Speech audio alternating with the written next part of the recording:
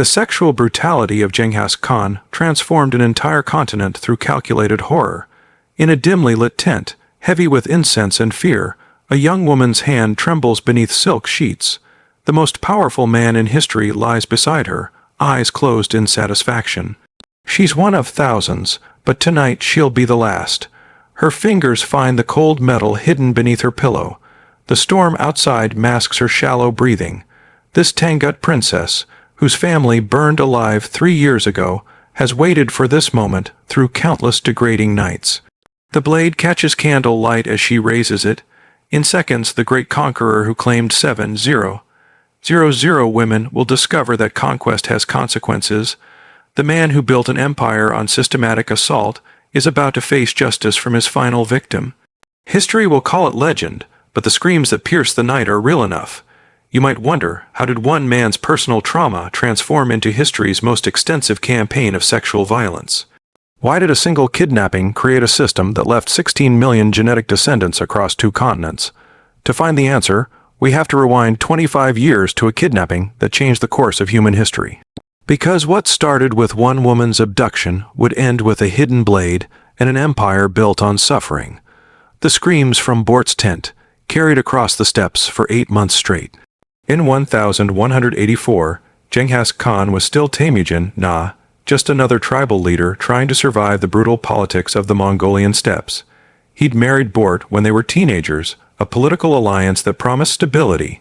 But the Merkits had other plans. They remembered an old blood debt, a woman stolen by Tujin's father decades earlier. The attack came at dawn. 30 riders swept through the camp while Tujin fled on horseback, leaving his new bride behind. For a man who would later conquer nations, this abandonment marked him forever. Bort vanished into Merkit territory where she became property of Chilga, a warrior who claimed her as spoils, 8 months. That's how long Temujin's wife endured captivity. The historical records sanitize what happened, but the outcome tells the story. Tujin finally rescued her with help from blood brother Jamuka. Bort was heavily pregnant. The child Joy would carry the stigma of uncertain paternity his entire life. Joy literally means guest, a name that screamed his questionable origins to everyone who heard it. Temujin publicly claimed the boy, but doubt gnawed at him. In quiet moments, he'd studied Joy's face, searching for Merkit features, but Bort's nightmare was just beginning. The rescue revealed something broken into Temujin. He'd saved his wife's body, but not her honor. In Mongol culture, a woman taken by enemies carried permanent shame.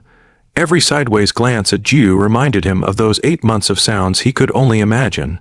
The man who fled on horseback transformed into someone else. Someone who would never run again. The Merkit paid first. Not just the warriors who'd taken Bort, but their entire tribe. Women, children, elderly, all faced systematic annihilation. But death wasn't enough for Temujin. He wanted them to suffer as Bort had suffered, to carry shame as his family carried shame. This became the template. Sexual violence wasn't random brutality. It was calculated revenge multiplied exponentially. Every conquered tribe would pay for the Merkit's crime. Every woman taken would balance the cosmic scales of Bort's captivity. The psychology was transparent to his generals. Tujin couldn't erase what happened to Bort, so he'd inflict it on the world. He couldn't kill children twice, so he'd kill him symbolically through every enemy. He couldn't reclaim those 8 months, so he'd steal lifetimes from others. What Genghis did next would echo for centuries. He institutionalized his trauma. Personal vendetta became state policy. The man who couldn't protect one woman would possess thousands. The husband who lost control would control the reproductive future of entire civilizations. Modern psychologists recognize this pattern. Trauma transformed into power. Victimization flipped into domination, but few traumas in history scaled so catastrophically. Tujin's wound festered until it infected an empire. The irony cut deep. In trying to overcome one woman's rape, he became history's greatest rapist. In attempting to erase shame, he created systematic humiliation spanning continents. The victim became the ultimate perpetrator, magnifying his pain across millions of lives. His generals noticed the change. After Bort's rescue, Temujin never spoke of mercy again. Women became spoils, not people. Conquest meant possession, literal physical ownership of enemy bloodlines. The real horror wasn't her rescue. It was what came after, because Tujen's transformation went beyond revenge. He developed a philosophy where sexual domination equaled spiritual victory. Taking enemy women didn't just humiliate warriors, it erased their genetic future. Every forced pregnancy replaced enemy blood with Mongol blood. Systematic rape became ethnic engineering. This philosophy required infrastructure, organization, bureaucracy. You can't traumatize a continent through random violence. It needs planning, hierarchy, rules. The same organizational genius that created the Mongol postal system would create history's most efficient network of sexual slavery. And so began a sexual revenge that would pollute the bloodlines of half the known world. The scribe's hand trembled as he wrote the number 7000. This wasn't a battle casualty count or a tribute tally. This was the official census of Genghis Khan's personal women. A number so staggering that managing it required its own bureaucracy. But the Mongols didn't just count women, they ranked them. The system was methodical, almost corporate in its efficiency.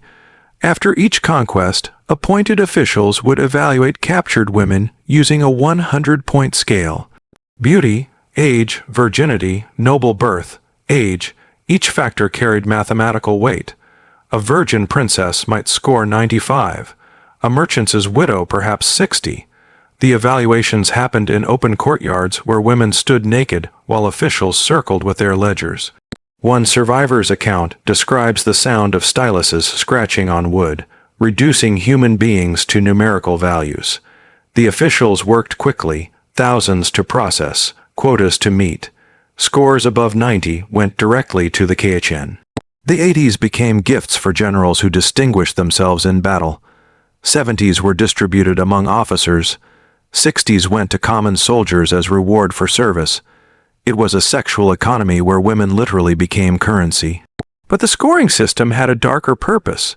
Below 60, women faced assignment to the military brothel that followed every Mongol army. These mobile installations served thousands of soldiers operating with the same efficiency as the military supply chains. The women received numbers, not names. Their locations were tracked, their usage documented. The record-upping was meticulous. Mongol administrators maintained logs of which women went where, their origins, their assignments. These documents, some still existing in Chinese archives, read like inventory manifests. 20 Tangut maidens, scores 45 to 55, assigned to Regiment 4, human trafficking, industrialized. One Chinese historian documented the arrival process. Women were sorted into ethnic groups. Russians in one area, Persians in another, Russians in a third. The Mongols believed different ethnicities provided different experiences, like varieties of wine. They created what amounted to a racial catalog of sexual exploitation. The infrastructure required was immense. Special guards, distinct from regular military, managed the women. Dedicated supply chains provided food, clothing, basic medical care, not from compassion, but to maintain inventory quality. Women who became pregnant were tracked separately, their children's parentage documented. Those who scored below 60 faced something worse than death, because assignment to the brothel meant servicing dozens of men daily until the body simply gave out. The Mongol military doctrine of efficiency extended to sexual violence and, quote, maximize usage, minimize maintenance. Women who couldn't work were discarded like broken equipment. The higher scoring women faced a different horror. Becoming a general's property meant exclusive ownership, but also complete isolation. These women lived in mobile palaces, silk prisons that followed the army. They existed solely for one man's pleasure, their lives measured in his satisfaction. The Khan's personal 7000 operated under even stricter control. They were organized by ethnicity. CO human trophies displaying the reach of Mongol conquest. Chinese beauties in one section, Persian princesses in another, Russian nobles in a third. Walking through Genghis Khan's complex was like touring a living map of subjugated peoples, but managing 7000 women required innovation. The Mongols created rotating schedules, tracking systems, even medical examinations. Women past childbearing age were reassigned as servants to younger captives. Those who bore sons received elevated status, i.e., A perverse incentive system that encouraged cooperation. The ledgers revealed the true scale. Financial records show the economic investment. Feeding, clothing, and transporting thousands of women across continents required resources comparable to maintaining cavalry divisions. The sexual slavery system consumed approximately 15% of imperial revenues each, a massive state investment in systematic rape. This wasn't mindless brutality. This was rape industrialized, bureaucratized, optimized. The same administrative genius that allowed Mongols to govern from Korea to Poland created history's most efficient system of sexual exploitation. Every detail planned, every outcome measured. The Chinese chronicler Xiao Hong witnessed the system firsthand. His accounts describe auction blocks where generals bid on captured women using plunder from the same cities these women once called home. The irony was intentional. Your destroyed city's gold now purchases your daughter. Yet even 7,000 women weren't enough for what Genghis planned next. Every Tatar woman over the height of a wagon wheel. Those 5 words sealed the fate of thousands. The year was 1202, and Genghis Khan had just defeated the Tatar Confederation. But military victory wasn't enough. The Tatars had poisoned his father years ago. Another wound that festered in the Khan's psyche. Now came the reckoning, and it would establish a template for sexual violence that would define the Mongol expansion. The order was specific, methodical. First, execute every a male taller than a wagon axle, roughly 3 ft. This eliminated all men and adolescent boys while sparing male children young enough to forget their origins. But the women faced a different fate entirely. Genghis Khan distributed Tatar women among his troops like battlefield rations, not randomly but systematically. Elite warriors received younger women, common soldiers got older ones. The mass rape wasn't a breakdown of discipline, it was the opposite, organized, sanctioned, encouraged. Witnesses described scenes that haunt historical memory. Tatar women forced to watch their husbands' executions, then immediately distributed to their killers. Daughters separated from mothers, sisters torn apart, each assigned to different military units. The Mongols understood that isolation amplified trauma. The order was specific for a horrifying reason. Because Genghis Khan wanted Tatar bloodlines to continue, but only through Mongol fathers. Every Tatar woman would bear Mongol children, their own ethnic lineage diluted and eventually erased. Genetic conquest through systematic rape, turning wombs into weapons of ethnic cleansing. The logistics required careful planning. Pregnant women were marked and monitored. Those who resisted faced public examples that discouraged further defiance. The Mongols created what modern prosecutors would recognize as a systematic campaign of forced pregnancy, genocide through biology. But the Tartars weren't passive victims. Many women chose suicide over submission, throwing themselves from cliffs or into rivers. The Mongols responded by increasing surveillance, binding women's hands at night, posting guards specifically to prevent self-harm. Even death became a privilege denied.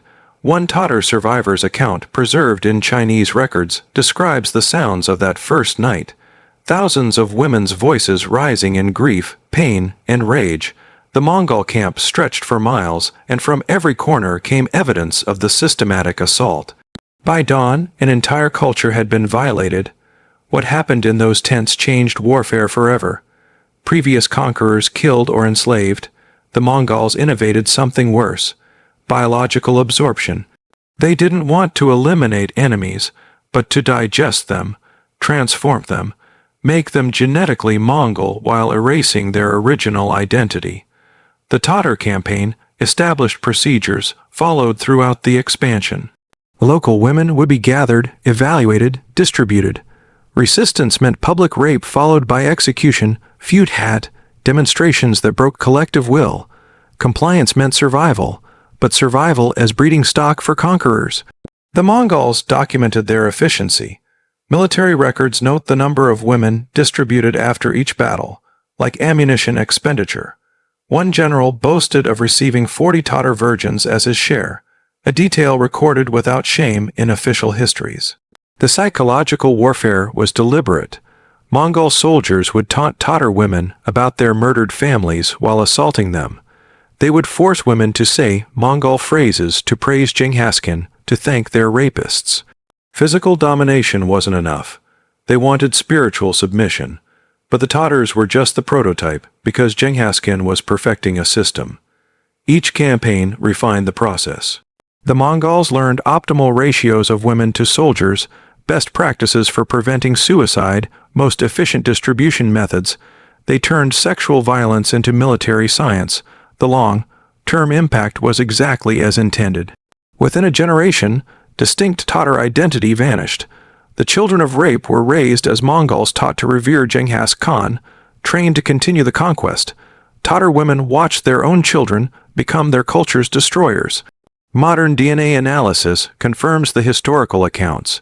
Genetic markers show massive demographic shifts in formerly Tatar regions, with Mongol Y chromosomes replacing local populations. Science validates what survivors testified: an entire people bred out of existence. This was merely practice for the sexual holocaust about to engulf 2 continents. Stand, turn, live or die, all decided in 7 seconds of inspection. After each city fell, the Mongols conducted what survivors called the selection. Women and girls would be gathered in central squares, arranged in lines, and inspected like livestock at market. But this wasn't chaotic looting. This was systematic extraction of human resources. The process followed strict protocols. First, women were stripped of all clothing and jewelry, partly to prevent hidden weapons, mainly to ease evaluation. They stood naked in snow, rain, or blazing sun, while Mongol officials walked the lines with their scoring sheets. Age came first. Girls under 7 were usually killed, too young for immediate use, too much investment to raise. Women over 40 faced the same fate, unless they possessed special skills like medicine or craft knowledge. The useful age range was 8 to 35, with preferences varying by rank. Physical beauty mattered, but not exclusively. The Mongols had specific preferences: clear skin, straight teeth, symmetrical features. They checked for diseases, deformities, pregnancy. Virgins commanded premium value, so invasive examinations became standard procedure. But selection criteria went beyond the physical. Nobles' daughters were identified by their bearing, their hands unmarked by labor. These received special designation, Issa, future gifts for allied chieftains or rewards for exemplary service. Political value sometimes outweighed physical beauty.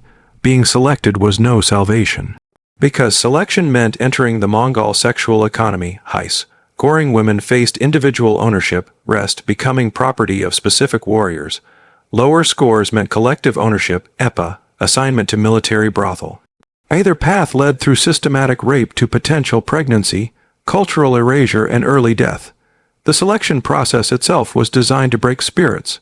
Women were made to walk, turn, and pose, while soldiers jeered and made crude assessments. Mothers were separated from daughters, sometimes forced to compete for survival. The Mongols understood that humiliation preceded physical violation. One Persian chronicle describes the selection at Samarkand. 40,000 women gathered in the main square while Mongol officers worked through them methodically. The process took 3 days. Those not selected were herded outside the city walls. The screams that followed told their fate. The psychological torture was precise. Women never knew the criteria, never understood why sisters were separated or friends faced different fates. The arbitrariness was intentional. It prevented resistance, made women grateful for any survival, no matter how horrific. The rejected faced 3 possible fates, each worse than the last. Immediate execution was perhaps merciful. Many were simply killed where they stood, their bodies left as warnings.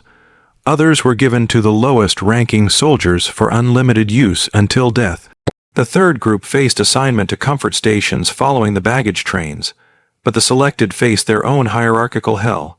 Those rated highest entered the Keichen personal collection. Next tier went to generals, then officers, then elite warriors, then common soldiers. Each level meant different conditions, but identical dehumanization. The Mongols innovated distribution methods. They created temporary holding areas where selected women awaited assignment. These human warehouses operated with brutal efficiency. Women sorted by score, ethnicity, and destiny. Guards prevented escapes and suicides while maintaining inventory. Some women tried to make themselves ugly, cutting their faces, breaking their teeth, rubbing dirt into wounds. The Mongols countered by punishing entire groups for individual defacement. Collective responsibility prevented most self-mutilation attempts, but one girl's selection would change everything. Among the thousands who stood naked in selection lines was a Tangut princess named Gurbel, 17 years old, hauntingly beautiful despite her attempts to hide it. When the evaluator marked his sheet, she scored 98. Au pair, nearly perfect, destined for Genghis Khan himself. Gurbel watched her sisters distributed among soldiers, heard her mother's screams from the rejection area, but she survived selection, entered the Kachen's collection, began the journey that would end in a tent 3 years later with a hidden knife. The beauty parades revealed the Mongol paradox. They could organize continental conquest, but reduced it to individual humiliation. They built sophisticated systems to enable primitive brutality. They turned efficiency into evil, creating industrial-scale suffering through bureaucratic precision. Because among those paraded women stood a princess with a hidden blade and nothing left to lose. The empire's postal stations offered 3 services: fresh horses, hot food, and captive women. The Mongol Empire's greatness lay partly in its infrastructure. The Yam system, a network of way stations spanning from Korea to Eastern Europe, enabled rapid communication and troop movement. But hidden within this marvel of logistics was history's most extensive network of systematized sexual slavery. Every major postal station included what Chinese records delicately call comfort houses. These weren't random additions but planned facilities built to standard specifications. Dormitories for women receiving rooms for soldiers. Administrative offices for record-keeping. Architecture designed for exploitation. The network operated with corporate efficiency. Station masters maintained inventories of available women, their origins, their conditions. Traveling soldiers presented tokens indicating their rank, determining which women they could access. Payment wasn't required. This was a state service funded by imperial treasury. Women were rotated between stations to prevent escape networks from forming. A Russian captive might serve in Mongolia, while Mongolian women were sent to Persian stations. This displacement broke linguistic and cultural connections, leaving women isolated among strangers. The ledgers tell a story more horrifying than any battlefield because the Mongols documented everything. Surviving records from Chinese stations showed daily tallies, how many soldiers serviced, which women were pregnant, who had died overnight. The bureaucratic banality makes it worse. Human suffering reduced to infantry management. Station masters faced quotas. Too many deaths meant investigation and punishment. Too few services suggested inefficiency. They balanced these pressures by working women literally to death while maintaining just enough alive to meet demand. It was calculated cruelty optimized for sustainability. The age of victims dropped continuously. Early stations used women from 15 to 35. By the empire's peak, girls as young as 7 appeared in manifests. The Mongols discovered that younger victims lasted longer under extreme use. A grotesque economic calculation. Medical care existed, but only to maintain utility. Mongol doctors treated sexually transmitted infections not from mercy, but to prevent soldier contamination. Pregnant women were monitored until birth. Their children taken for military training or future station assignment. Generational slavery institutionalized. Each dot on the map represented dozens of broken children. The scale defies comprehension. Conservative estimates suggest 50,000 women trapped in the postal station system at its peak, but this only counts official facilities. Temporary stations, military camps, and occupied cities operated similar systems without centralized documentation. Transportation between stations was another horror. Women were moved in special wagons, essentially mobile prisons, chained together, minimal food, no privacy. Many died in transit, their bodies dumped along the Silk Road. Caravan guards reported these losses like spoiled merchandise. The psychological control was absolute. Women who resisted faced public torture as examples. Those who cooperated received marginally better treatment, an extra blanket, slightly more food. The Mongols created hierarchies within slavery, making victims complicit in their own exploitation. Some stations specialized. One near Karakoram focused on virgin girls for visiting dignitaries. Another in Persia housed pregnant women exclusively. A third in China operated as a training facility where younger girls were prepared for service. Industrialized rape required specialization, but the hosts were just one part of the system because the postal stations connected to a larger network. Military brothel, urban comfort houses, private collections, repad, all linked through the same infrastructure that moved troops and messages. Women became another commodity flowing through imperial channels. The Mongols even created audit systems. Inspectors traveled between stations, checking efficiency, investigating unusual death rates, ensuring quota to compliance. They carried manuals detailing best practices for sexual slavery management, bureaucracy enabling atrocity. Local populations were forced to supply women to maintain station quotas. Villages faced demands for annual tributes of girls. Failure meant collective punishment. Parents faced impossible choices. Sacrifice daughters to the stations or watch entire communities burn. And at the heart of this network sat the mobile court where ethnic tents mapped conquered territories in female flesh. 16 million men carry his Y chromosome today.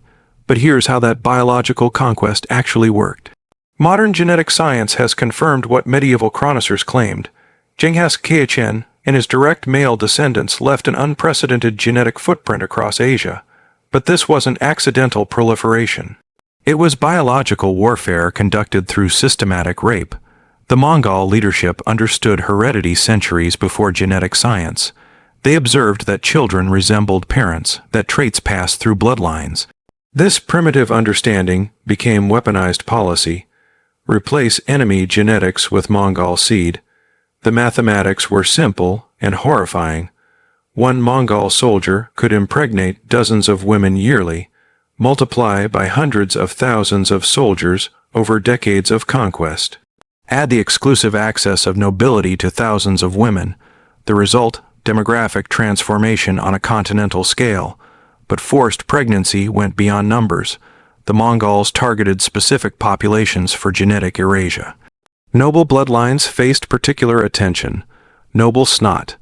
Enemy aristocracy would survive only through Mongol fathers. They called it watering foreign fields with Mongol rain. The pregnancy was just the beginning of the horror because bearing a conqueror's child meant permanent marking. These women couldn't return to their communities. They carried enemy blood. Their children faced discrimination from both cultures, too Mongol for natives, too native for Mongols, genetic weapons that exploded across generations. The Mongols instituted monitoring systems for pregnant captives. Special camps housed expectant mothers, providing better food and shelter, not from compassion, but to ensure healthy offspring. Miscarriages were investigated, sometimes punished. Wombs became state property. Children of rape received specific treatment. Boys showing promise entered Mongol military training. Girls were raised for future distribution. The empire literally bred its next generation of soldiers and sexual slaves from the bodies of conquered women. Some regions show the demographic impact starkly. In parts of Central Asia, pre-Mongol Y chromosome lineages virtually vanished. Entire male populations were eliminated while women were forced to bear Mongol children. Genetic studies reveal a reproductive event unprecedented in human history. Modern science reveals the true scale. DNA analysis shows 8% of men in former Mongol territories carry identical Y chromosome markers tracing to the conquest period. In some regions, the percentage reaches 30. This represents millions of sexual assaults crystallized in living genetic code. But the genetic weapon had cultural dimensions. Children of Mongol rape often receive privileges denied to pure-blood natives. They could join administration, access education, escape poverty. This created perverse incentives. Women sometimes sought Mongol partners for their children's futures. The Mongols exploited this dynamic. They established hierarchies where half-Mongol children ranked above pure natives but below pure Mongols. These intermediate populations became enforcement mechanisms, culturally displaced people serving their father's empire against their mother's peoples. Forced pregnancy as policy required infrastructure. The Mongols created systems to track paternity, establish inheritance rights, and prevent infanticide. Children were registered, their mothers monitored. Killing a Mongol's child, even one conceived through rape, meant death for entire families, but forcing women to bear children had another purpose: psychological warfare through biology.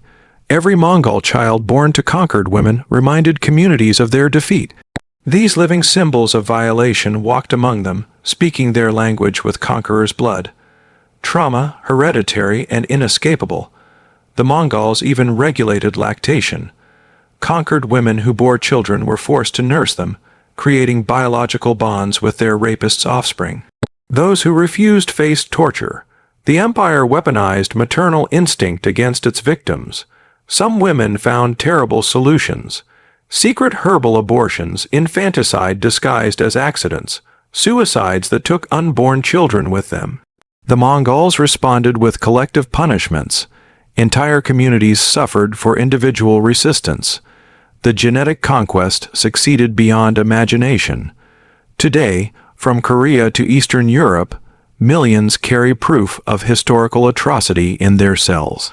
DNA evidence makes denial impossible. The Mongol genetic bomb detonated 8 centuries ago still shapes human population. Yet all these numbers pale before what happened in 1002, 123 to 4, 0 girls. The youngest was 7, the oldest 15. All 4,000 were lined up in the public square. The Oat Confederation had resisted Mongol expansion, allying with Genghis Khan's enemies. When they finally fell in 1002, 123, the revenge surpassed previous atrocities. The Kayachan ordered a demonstration that would echo across the steppes. Total humiliation of an entire people through their daughters. Every at girl within the specified age range was collected. Soldiers swept through camps, dragging children from mothers' arms. The operation took 3 days, methodically gathering victims from scattered settlements, precision in the service of atrocity. The girls were brought to Kayalik, the Oat capital in the main square, before assembled populations of both Oyat and Mongol. They were arranged in neat rows. The organization was deliberate. The chaos would dilute the message. This was punishment as performance. Genghis Khan addressed the crowd personally. Through translators, he explained that at resistance had earned special punishment. Their men would die knowing their bloodlines ended. Their women would watch their daughters destroyed. Their children would serve those who destroyed them. The parents were given a choice that wasn't a choice. Submit completely, and your daughters would merely become sexual slaves. Resist in any way and watch them tortured to death. Most parents collapsed, begging for mercy that wouldn't come. The Mongols had calculated perfectly. Parental love became a weapon against resistance. What followed was public, systematic, and deliberately prolonged. The 4,000 girls were divided among different military units. In full view of their families, the mass rape began.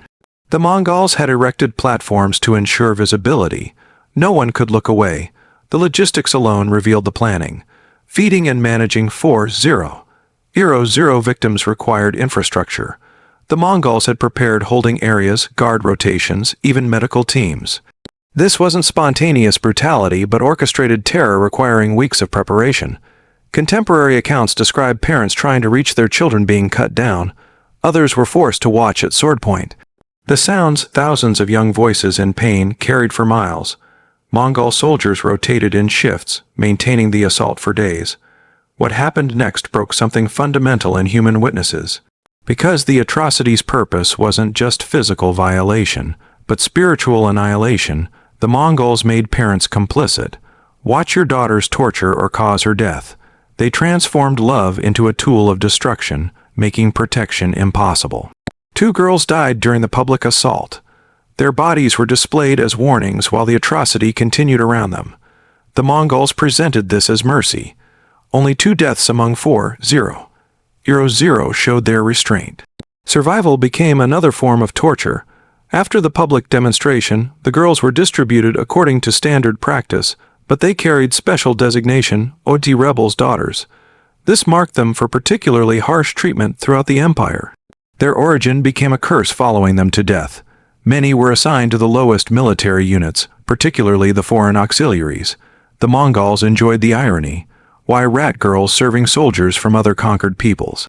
Layers of humiliation designed to maximize suffering across cultural boundaries. The two who died were the lucky ones because survival meant years of systematic abuse. The youngest victims, children of 7 and 8, were kept until they reached useful age. They grew up in sexual slavery, knowing no other life. The Mongols had stolen not just innocence but identity itself. The Oi, it never recovered. Their population collapsed, their culture fragmented. Survivors scattered rather than rebuild, carrying trauma that passed through generations. The public atrocity had achieved its purpose, demonstrating that resistance meant not just death, but collective defilement. Other tribes learned the lesson. When Mongol armies approached, cities surrendered faster. The Oit atrocity became a reference point, a threat that needed no elaboration. Remember, the 4000 became shorthand for absolute submission or absolute horror. The psychological warfare succeeded completely. The Mongols had discovered that public sexual violence paralyzed resistance more effectively than military defeat. They refined and repeated the tactic, though never again on such scale. But even this industrial, Cal atrocity was perfected into something worse during the siege of Urgent. The Mongols didn't just rape. They innovated new ways to weaponize sexual violence. As the empire expanded, its methods evolved. What began as organized brutality became scientifically refined torture. Each conquered culture contributed to a growing repertoire of horrors. As the Mongols collected atrocity techniques like they collected tribute from Chinese military manuals, they learned about psychological timing. Sexual violence immediately after military defeat created different trauma than delayed assault.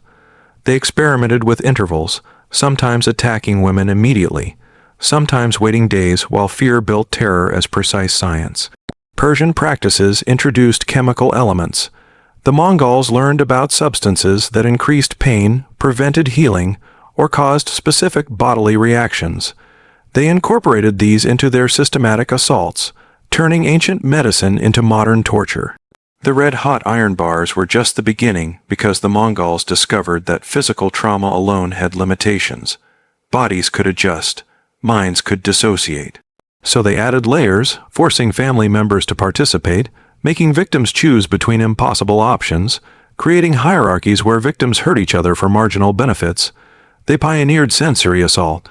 Women were kept in absolute darkness for days, then brutally assaulted in blinding light.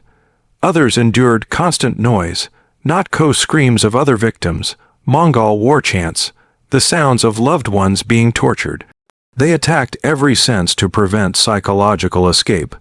Temperature became a weapon. Victims were assaulted in extreme cold, their naked bodies freezing between violations. Others endured desert heat, dehydration amplifying agony. The Mongols mapped how climate enhanced suffering, adjusting tactics by region. From steppe traditions came animal involvement.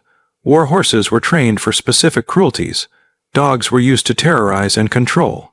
Fusion of human and animal assault created primal fears that transcended cultural boundaries. Sewing every orifice shut served a purpose beyond death, because the Mongols understood symbolic violence. These mutilations sent messages. This is what resistance earns. Bodies became texts written in torture, warnings that needed no translation. The empire communicated through brutalized flesh. They developed execution methods specifically for sexual transgressions. Women who killed their rapists' children faced tortures designed to mirror their crimes. Those who resisted were made examples through genital mutilation. The punishments were cataloged, standardized, taught to new recruits. Spiritual violation accompanied physical assault.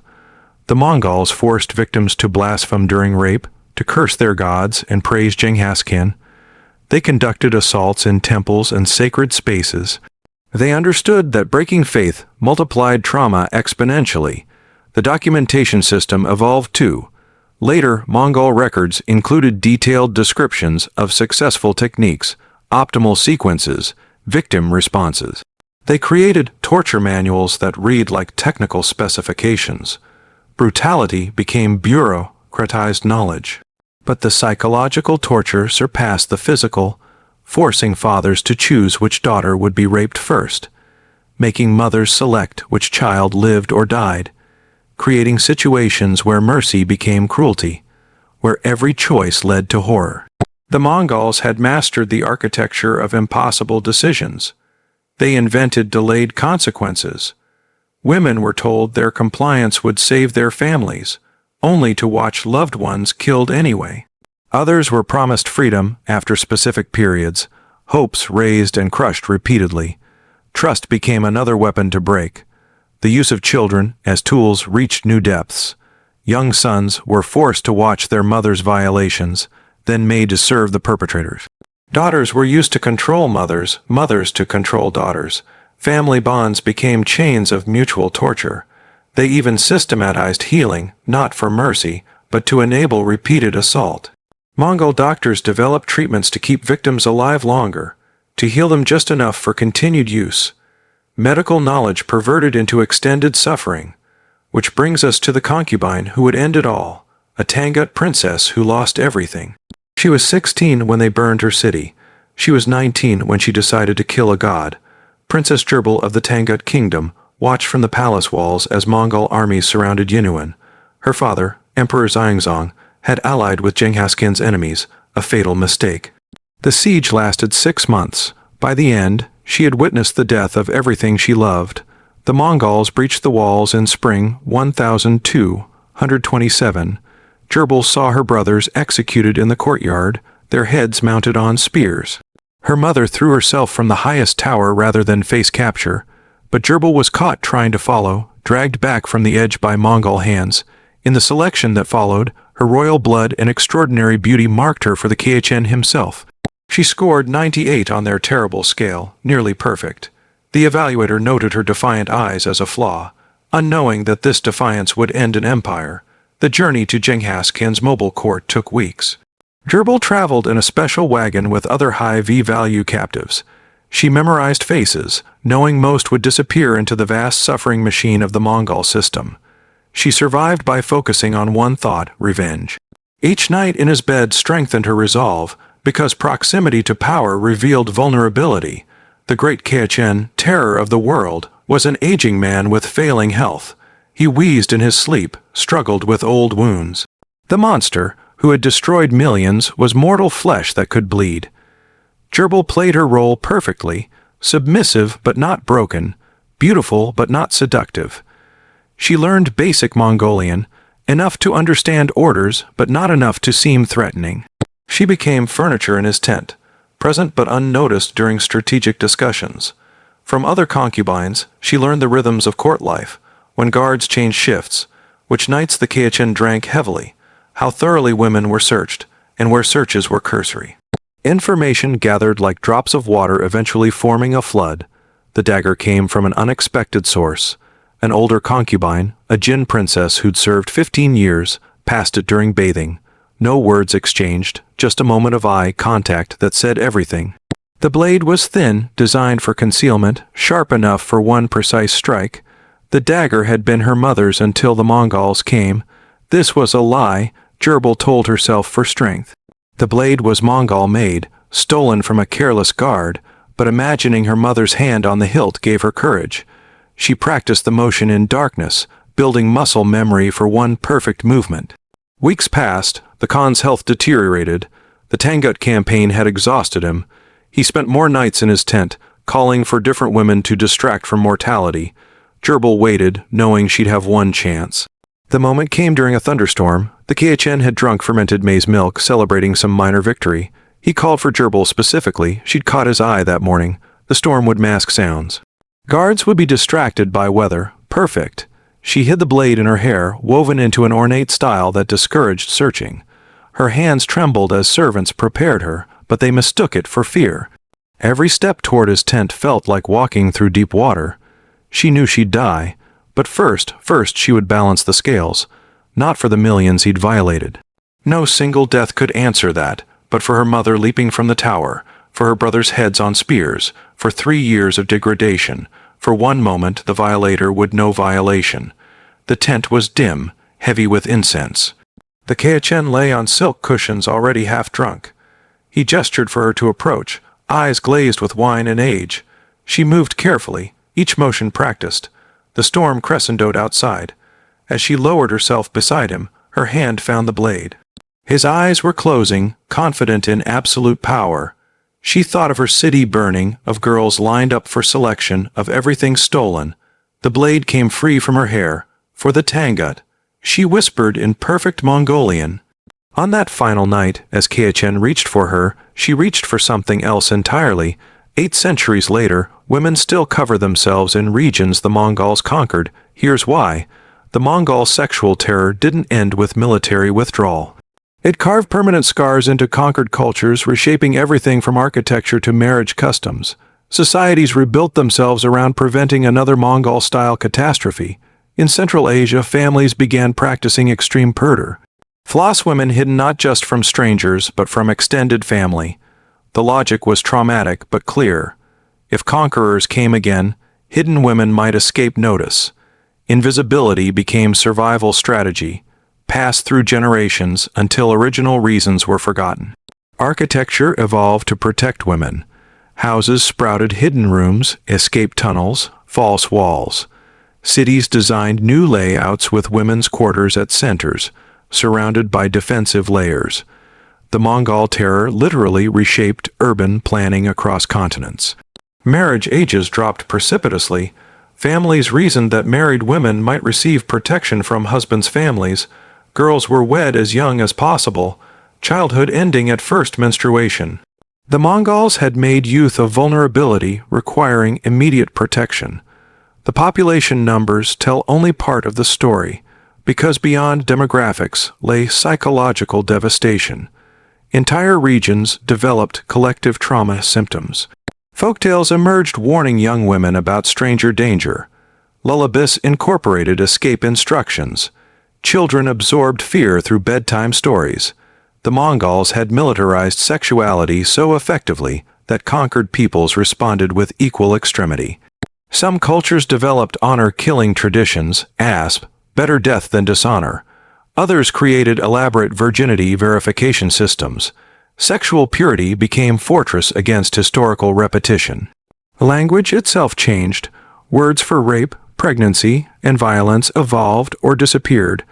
Some cultures developed euphemisms so elaborate that discussing sexual violence became linguistically impossible. The unspeakable literally became unspeakable. Religious practices adapted. New prayers emerged, begging divine protection from sexual violence. Pilgrimage sites developed around locations where women had died, protecting their honor. Saints were created from rape victims who chose death over submission. Entire civilizations restructured around preventing another Mongol-style horror.